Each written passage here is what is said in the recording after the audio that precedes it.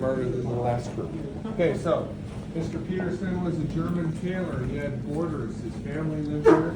Built the house in 1849, and imagine the chaos in 1865, April 14th, when 1,700 people that were attending pour out of the theater. Doctors come following, carrying Abraham Lincoln with soldiers, and they're making their way through the crowd. They had to stop and remove a blood clot to take the pressure off the brain. Dr. Leo was the first doctor in the box.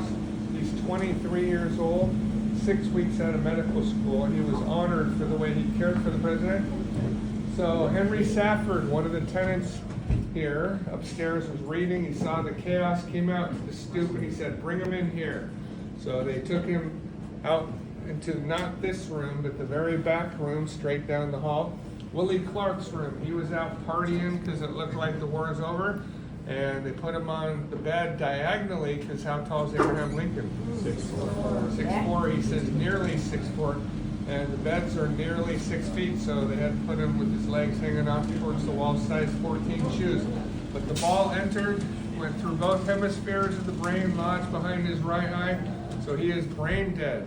The doctors know it's a mortal wound, so they try to keep him comfortable. Well, they did have a 9-inch probe that they used to probe the path of the ball a couple of times. That's not a good idea.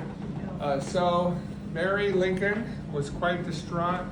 She was with him a few times throughout the night. They tried to cover up the blood as best they could. Most of the blood was from Major Rathbone, who was stabbed by Booth in the box. Him and Clara Harris were stepbrother and stepsister, engaged to be married, like the Brady Bunch. They were the ones that accepted the invitation that night. So Major Rathbone, Clara is covered in his blood. Mary would see that, and she said, "My husband's blood, my husband's blood." But it was Major Rathbone's blood. They took off the president's clothes to examine him, very impressed with his arms, his chest. 56 years old, 170-something pounds, but he was a frontiersman, rail splitter, excellent wrestler in his youth, and chased vampires with the best of them. So he lasted 9 hours with that one. Dr. Leal held his hand in the back, knowing that if he did regain consciousness, he would be blind, and he wanted to let him know he had a friend. But Abraham Lincoln did not regain consciousness. He died at 7:22 Saturday morning.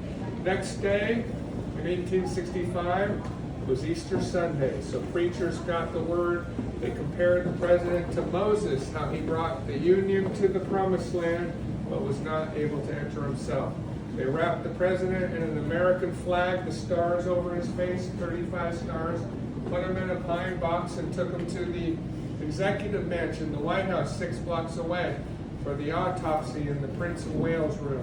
Dr. Curtis wrote, "As I lifted the brain out of the cavity of the skull, out through my fingers dropped this little black mass into the porcelain basin below, making a clattering noise." He says, "There it was, no bigger than the end of my finger, dull, motionless, yet the cause of such mighty changes in the world's history as we may perhaps never realize."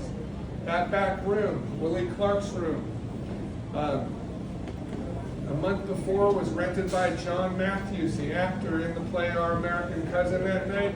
His friend, who had tattooed J.W.B. on his hand, who would that be?